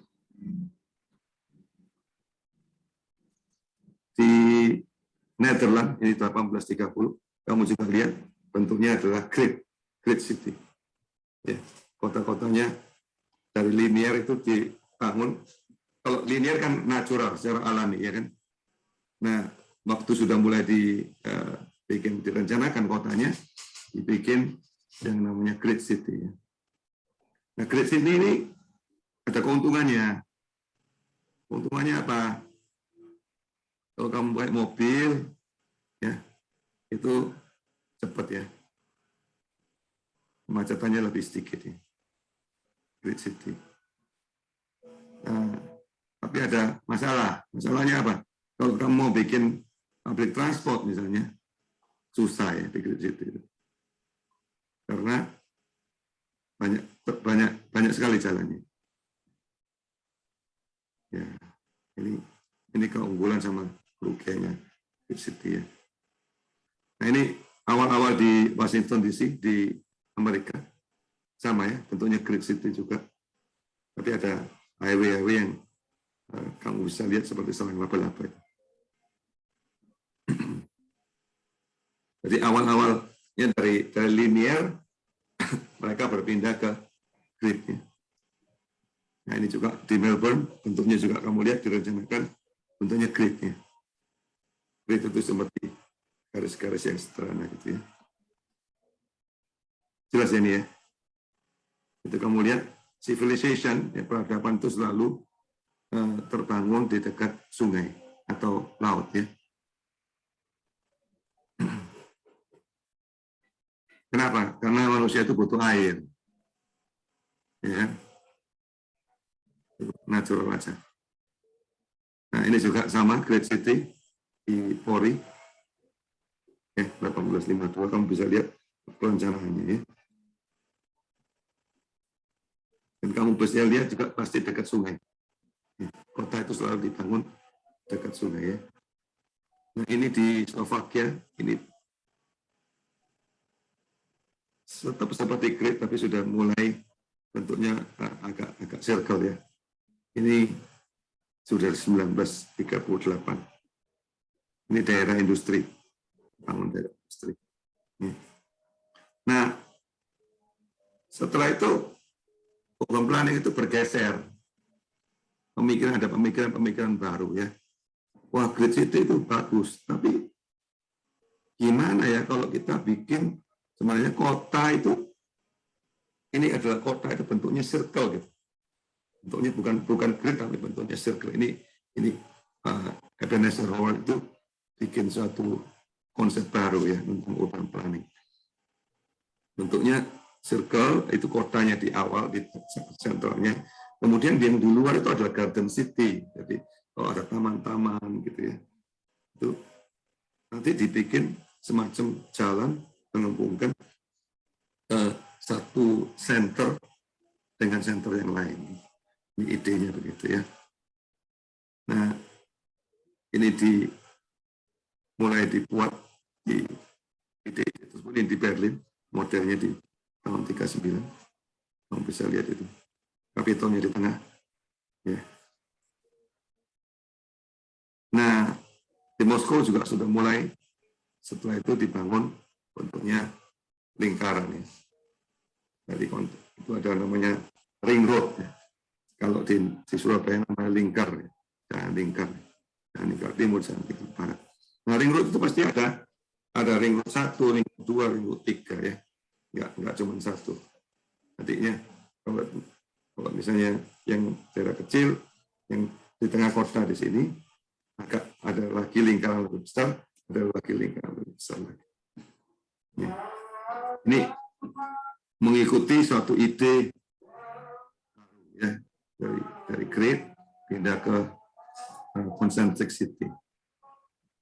Jadi manusia itu sebenarnya kalau kamu punya ide-ide baru dan kamu bisa mempengaruhi banyak orang, akhirnya diikuti banyak orang, terbangunlah sesuai dengan idemu itu. Ya. Jadi jangan takut untuk mengeluarkan ide, itu prinsipnya di situ. Ya. Ini kan kalau kamu lihat ini dalam 200 tahun terakhir ini mulai ada concentric city ya. Sebelumnya masih grid city atau linear city. Nah, ini contoh lagi. Ya, sebenarnya ini mau menunjukkan bahwa concentric city itu enggak 200 tahun terakhir saja ya. Di Arbil, di Kurdistan ini sebenarnya sudah mulai dibangun lama sekali ya. Waktu zaman dulu sudah mulai dibangun seperti itu. Ini jadi idenya membantah bahwa itu dibangun oleh Western civilization. Sebenarnya enggak. Jadi di Kurdistan sudah dibangun lama sekali. Nah, ini contoh kota, ya. Kota itu bisa hidup, bisa mati, bisa juga direkonstruksi lagi. Ya. Saya pernah tinggal di Saga, di Jepang, kota yang tua, ya. Kota yang tua dalam artian karena penduduknya tua, penduduk mudanya pindah ke kota-kota yang lebih besar. Ya, tertarik ke kota-kota yang besar, akhirnya development di kota itu mulai mengkerut, ekonominya pun mulai mengkerut. Nah, kemudian pemerintahnya mulai mengadakan namanya rekonstruksi, renewal. Ya, gimana caranya supaya kotanya hidup lagi? Gitu. Nah, ini di Indonesia akhirnya belum terjadi ya. Tapi di banyak negara, di negara-negara yang sudah tua itu biasanya sudah ada. Penduduknya sudah tua, ya, kota pun jadi mengering gitu ya, ekonominya. Nah, itu perlu dibentuk suatu reconstruction lagi, supaya hidup lagi. Untuk menarik orang-orang dari luar untuk masuk ke kota tersebut. Jadi ini antar satu kota dengan yang lain juga sebenarnya terjadi persaingan. Ya. Nggak sadar kan, biasanya kamu cuma pikir di kota ya sudah di kota aja. Sebenarnya antara satu kota dengan lain itu terjadi persaingan ya. Untuk menarik penduduk lebih banyak. Ya. Nah, kita sekarang bicara land use ya. Ini secara tata guna lahan di seluruh dunia ya. Itu 71% tentunya laut ya. Tanah itu sebenarnya cuma 29% dari seluruh bumi ini. Dari yang 29% tadi, 71% itu dipakai, ya, yang lain tidak dipakai. Dari 71% tadi, 51% sebenarnya dipakai untuk agrikultur, untuk makan gitu. 37% itu dipakai untuk forestry dan seterusnya. Ini agriculture itu 70%, 77% dipakai untuk livestock, untuk makan daripada ternak. Ya, dari sana kamu bisa lihat manusia itu butuh makan, ya. Dan makan itu kita kebanyakan dapatnya dari pertanian. Pertanian itu bisa dari dua, bisa dari peternakan maupun dari pertanian yang dari tumbuh-tumbuhan itu. Nah, sebenarnya perkotaan itu kecil sekali sebenarnya kalau kita lihat secara bumi ya. Tapi kalau kamu lihat di bumi itu sendiri, ya, mulailah satu perkotaan itu dibangun dalam bentuk tata guna lahan. Ya. Nah, caranya gimana? Direncanakan ya, direncanakan. Ini adalah contoh zoning di Tallahassee di Florida, ya, itu direncanakan ini untuk daerah-daerah tertentu, misalnya untuk yang biru di sini adalah untuk pusat kota, yaitu pemerintahan. Terus yang merah biasanya dekat pemerintahan itu adalah daerah komersial. Mulai dibentuk tata guna lahan yang satu sisi ya. Terus yang kuning ini adalah untuk residensial, yang hijau adalah green space. Ini juga contoh single land use zoning ya, di Winnipeg di Kanada. Kamu bisa lihat sendiri detailnya di legend ini. Ya. Nah, ada dua macam tata guna lahan itu ya. Yang namanya satu adalah single land use. Single land use itu di daerah residensial maka hanya boleh residensial, tidak boleh ada komersial, tidak boleh ada toko. Ya. Kalau ini daerah komersial tidak boleh ada residensial, itu single land use. Paham ya? Nah, ada yang juga yang namanya mixed land use. Mixed land use itu campur ya antara perumahan, komersial sama budaya, institusi, dan segala macam itu campur. Ini contoh ya, di gambar ini, di bawah itu biasanya ada rumah, itu di bawahnya toko, di atasnya rumah, atau kantor. Itu mixed land use. Nah, kira-kira keunggulannya apa?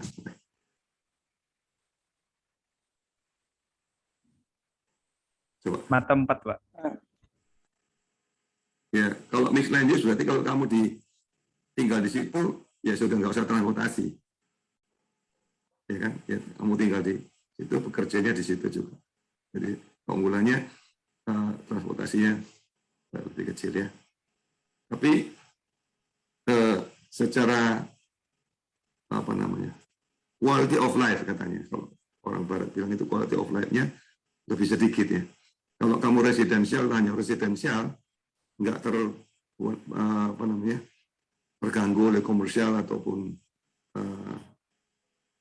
perkantoran ataupun komersial industri misalnya, ya, itu perencanaannya lebih matang ya biasanya.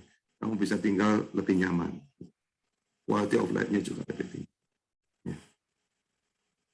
Nah, ini konflik kan ya sebenarnya. Mana yang betul? Dua-dua sama-sama betul ya. Tapi tentunya ada plus minusnya sendiri. Itu yang kamu mesti ingat dalam satu perencanaan itu nggak semuanya selalu benar ya. Juga nggak selalu salah juga. Pasti ada plus minusnya. Oke. Nah, ini adalah dana concentric circle. Ya, biasanya di tengah kota itu yang di pusatnya. Kemudian pusat central business district gitu ya. Setelah itu ada daerah misalnya industrinya, ya. Terus yang biasanya di agak jauh itu adalah residensial ya, untuk perumahan. Jadi ini ada model lain lagi, ide. Ini concentric circle model 1. Model lain lagi namanya sektoral ya.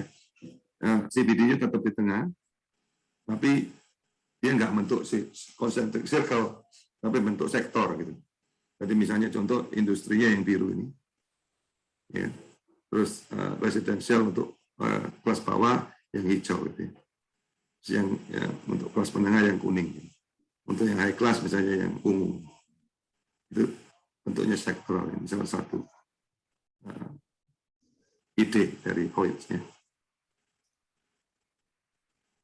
Berikutnya ada lagi Harris dan Ullman ini bikin modelnya bukan seperti konsentrik maupun bentuk sektoral, tapi bentuknya ya nukleus, apa bentuk semacam clustering aja, clustering ya. Kamu bisa lihat itu di legendnya ya, central business district-nya di tengah ini yang pink, ya kan. Terus di sebelahnya ada wholesale misalnya, ya. Kemudian setelah itu ada residential, ya. Terus baru mediumnya yang hijau. High class-nya justru yang jauh, balik ini. High class-nya justru yang jauh. Kenapa? Karena yang high class-nya bisa naik mobil ya.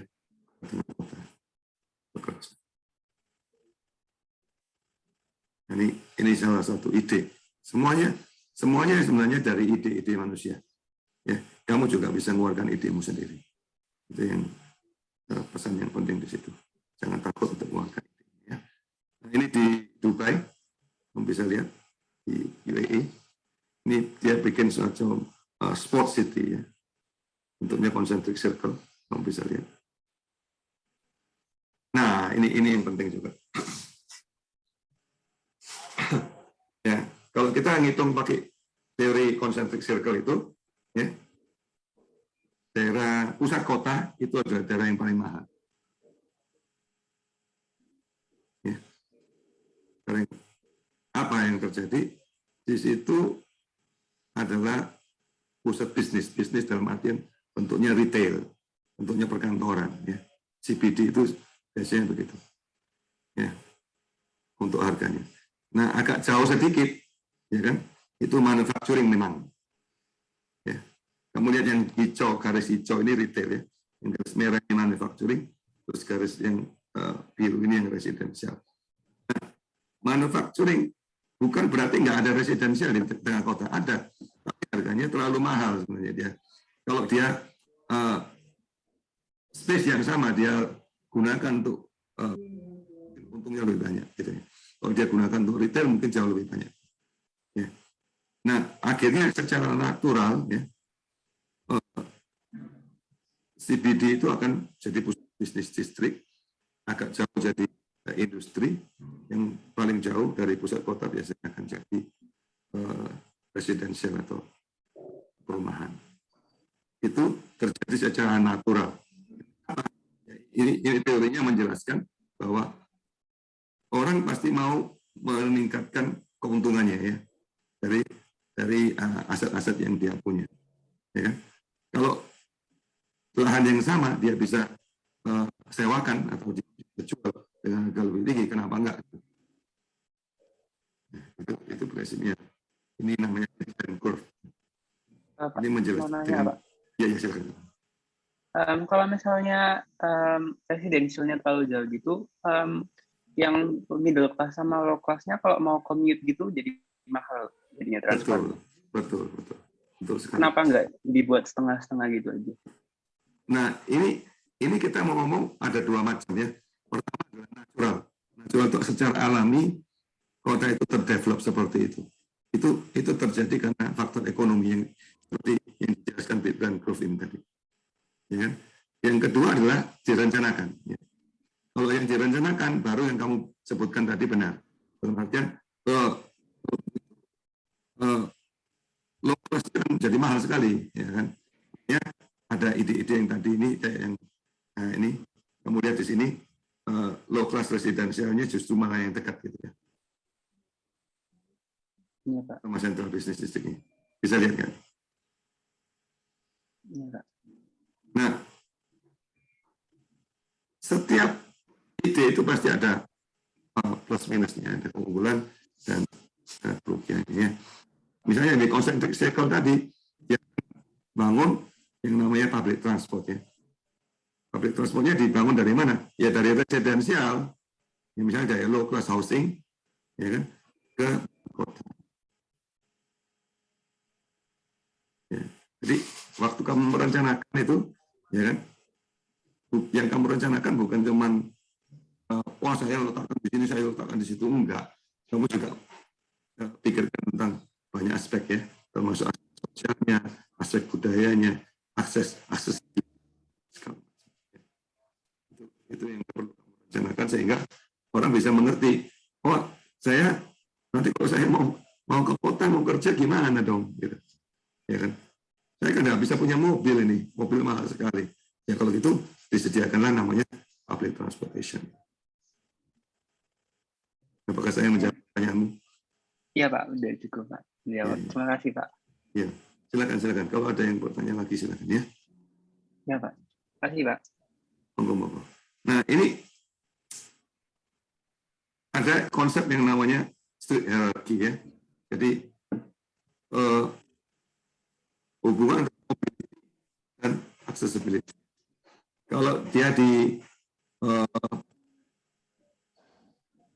jadi kalau kamu datang dari rumah ke kantor misalnya ya, rumahnya di outskirt, di tepi kota, kantornya di pusat kota ya, maka kamu akan melewati jalan kecil, ya kan, kemudian agak besar, misalnya tertier, jalan nomor 3, terus jalan sekunder, ya, kemudian jalan nomor 1,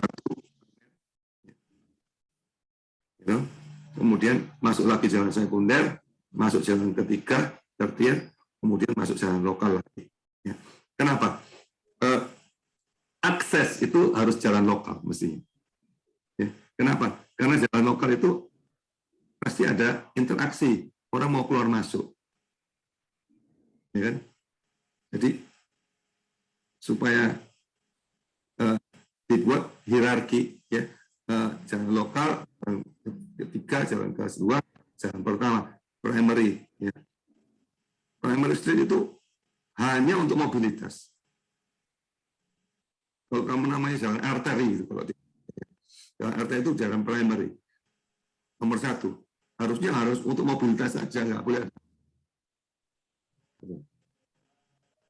Akses masuk gedung nggak boleh di situ. Ya. Kenapa? Karena tujuannya adalah untuk mobilitas. Itu konsep idenya begitu ya. Paling nggak idenya lah. Implementasinya seperti itu atau enggak itu masih pertanyaan ya. Nah, kalau di daerah residensial malah dibikin namanya cul-de-sac. Cul-de-sac itu apa?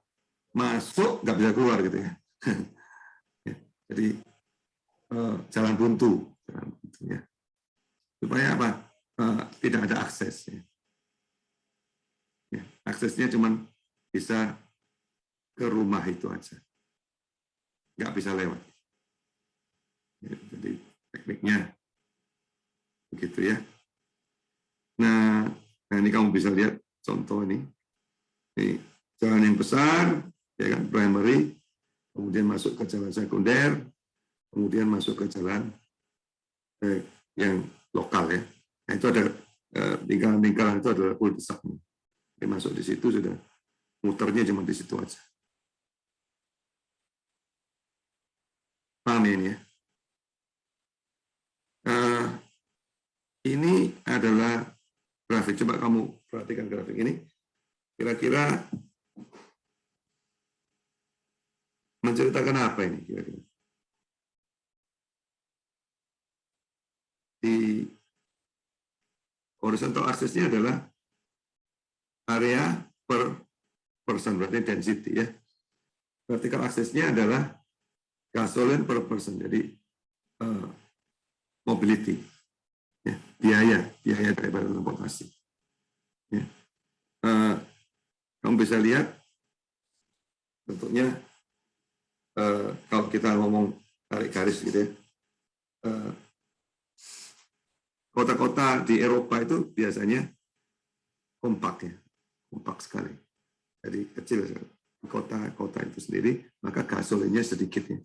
Kota-kota di Amerika itu misalnya, itu jumlah apa namanya orang per satu luasan yang sama itu tidak banyak. Ya. Yang terjadi adalah otomatis biaya transportasinya besar. Ya. Compact city itu sebenarnya menghemat biaya transportasi. Konsepnya di sini. Nah, sekarang yang terakhir ini ada namanya smart city ya.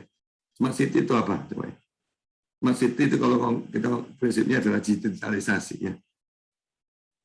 Kota yang digandeng sama komputer, ya, diprogram. Ya. Jadi kalau bisa semua fasilitas-fasilitas umum itu nanti di-manage sama komputer semua. Ya, itu termasuk lalu lintas, transportasi, termasuk nanti electricity-nya, ya, apa namanya, PLN di sini ya, termasuk monitoring untuk kejahatan, ya, termasuk untuk rumah sakit, community service, ya, sekolah-sekolah dan segala macam, ya, air, udara pun nanti akan dikontrol, ya, lewat digitalisasi. Jadi artinya semua dimonitor. Nah, kalau kamu ngomong, oh sipil, kamu kan di sipil ya, kamu ngomong sipil itu cuma bangun rumah, bangun gedung, ya itu kuno, ya. sudah kadaluarsa kamu jadi dinosaurus, ya kan? Yang sekarang itu musimnya sudah bukan begitu, sekarang namanya smart city. Ya. Bangunan gedung ya nggak cuma gedung, jadi ada sensor-sensornya. Kamu sudah harus bekerjasama dengan orang mekanikal, dengan orang elektronik, dengan orang komputer. Nah ya, apa yang bikin kota itu smart ya? Otomatis ada education-nya, smart digitalisasi ya, datanya di open semua, ya kan? sehingga orang bisa kolaborasi. Kalau tanpa data, datanya disembunyikan, ya nggak bisa kolaborasi otomatis, ya kan? Nah, smart energy, jadi apa namanya, untuk di rumah-rumah itu setiap alat nantinya akan ada namanya IP address, ya. Misalnya rice cookermu ada IP address-nya, mesin cucimu ada IP address-nya, apa namanya, refrigeratormu, kulkasmu ada IP address-nya. Semua nanti bisa dikontrol pakai handphone, ya. Ya, itu namanya IoT, Internet of Things. Ya. Kalau mau beli, semua juga smart retail. Ya. Kamu bisa semua beli pakai handphone. Ya. Langsung dikirim ke rumah. Ya. Kamu bisa juga delay, artinya besok belinya bukan hari ini, atau seminggu lagi belinya. Nah, smart health, kalau ada kamu akan nanti jadi namanya wearable device, ya. Semua misalnya alat ini kamu pakai, ya kan, di dalam seperti macam baju, ya, dan itu akan memonitor dirimu sendiri maupun keluargamu, dan itu akan dimasukkan secara digitalisasi, ya. Itu akan dihubungkan dengan gedungmu, dengan ruangan di dalam kamar tinggalmu, misalnya. Nanti udaranya akan dikontrol berdasarkan kesehatan kamu, misalnya. Ya, smart mobility, ya, tentu saja kamu perlu pergi ke sini ke situ, itu juga semua digitalisasi, dikontrol dengan apa yang kebutuhan kamu sendiri. Ya, smart home, kamu sudah tahu juga. Ya, artinya semua itu akhirnya jadi sensor-sensor yang akhir berhubungan dengan dirimu sendiri, jadi satu personalized, ya, sesuai dengan kebutuhan kamu. Nah, tentang kota itu sendiri ada namanya smart growth, ya. Jadi kota itu smart growth itu apa? Kita menghindari namanya urban sprawl, ya. Kota yang selalu membesar, ya kan? Yang diharapkan adalah kota itu kompak, mengecil justru, tapi meninggi, ya. Orang harus ada namanya walkable space, jadi orang bisa jalan kaki, ya. Ada tempat-tempat untuk jalan kaki, untuk bisa cycling, bisa olahraga sepedaan, gitu, ya. Harus bisa mau ke sekolah itu harus dalam satu neighborhood, artinya kalau mau anak SD terutama, ya, itu harus bisa jalan kaki ke sekolah. Nggak boleh harus diantar mobil, nggak boleh. Ya. Jadi street, jalan itu harus namanya universal design, ya. Orang kalau misalnya dia cacat, buta, ataupun pincang, dia tetap bisa lewat jalan itu dengan baik, ya. Ya, bentuknya akhirnya akan menjadi mixed land use. Ya, ini smart growth-nya itu seperti itu. Nah, ini kamu bisa lihat sudah mulai di banyak negara, ya. Ini contoh di Vancouver, ini di Paris, mulai didesain kembali, ya. Kota itu mulai dikompakkan. Ya. Di luarnya jadi green space. Nah, ini terakhir, ini adalah Surabaya, ya. Sejarahnya Surabaya. Kamu lihat di ini petanya atau Surabaya tahun 1677. Nah, ini kamu lihat lokasinya Surabaya. Ya. Surabaya itu letaknya strategis, ya. Dia tidak di depan laut besar, ya, tapi dilindungi oleh Pulau Madura, sehingga kalau port bisa masuk terus lewat selat itu, ya. Selat Madura. Ya. Nah, awalnya Surabaya itu sebenarnya linear city, ya. Nah, ini contoh. Jadi tahun, ya, ini 1897, 1866, kamu bisa lihat ini. Surabaya awalnya di Tanjung Perak sampai Wonokromo, ya. Sungai Wonokromo itu, Jembatan Wonokromo. Itulah Surabaya awalnya. Jadi bentuknya linear, ya, satu jalan aja. Nah, ini juga tahun 1835 sampai kamu bisa lihat itu. Bentuknya masih linear, ya. Sesuai dengan Kali Berantas. Dari Ingat ya, perkembangan daripada satu kota itu karena air ya. Air itu penting sekali. Ya, untuk Surabaya juga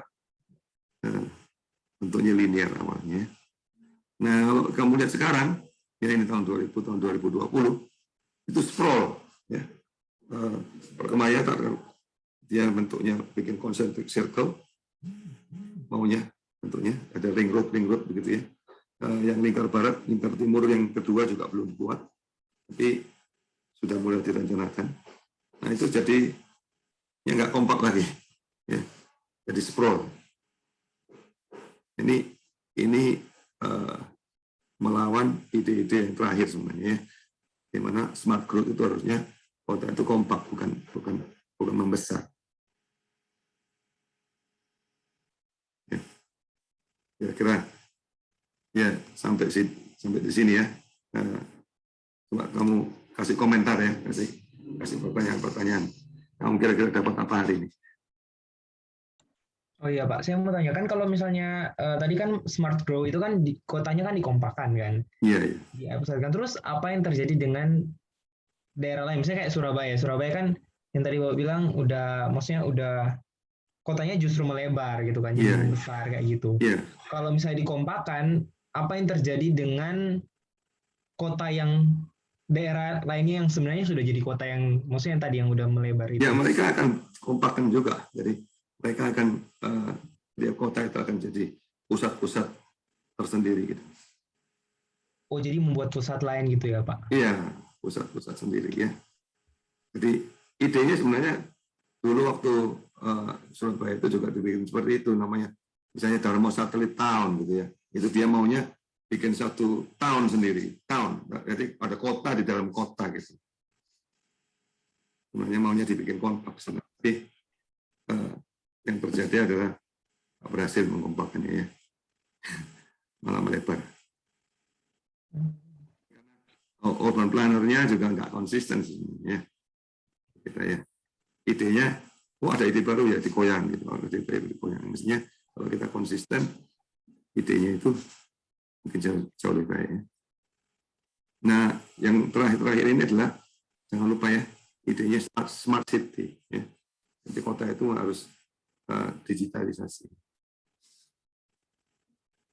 Itu akan jadi kompak. Oke, Pak. Terima kasih. Menarik nggak kira-kira ini? Sesuatu yang, apakah ini sesuatu yang baru atau kamu sudah tahu atau gimana? Menarik sih Pak, maksudnya ya nggak kepikiran lah kalau misalnya nggak pernah dengar ini ya. Ya. Untuk minggu depan silakan dipelajari dulu hubungan antara land use sama transportasi ya. Mungkin 2 slide.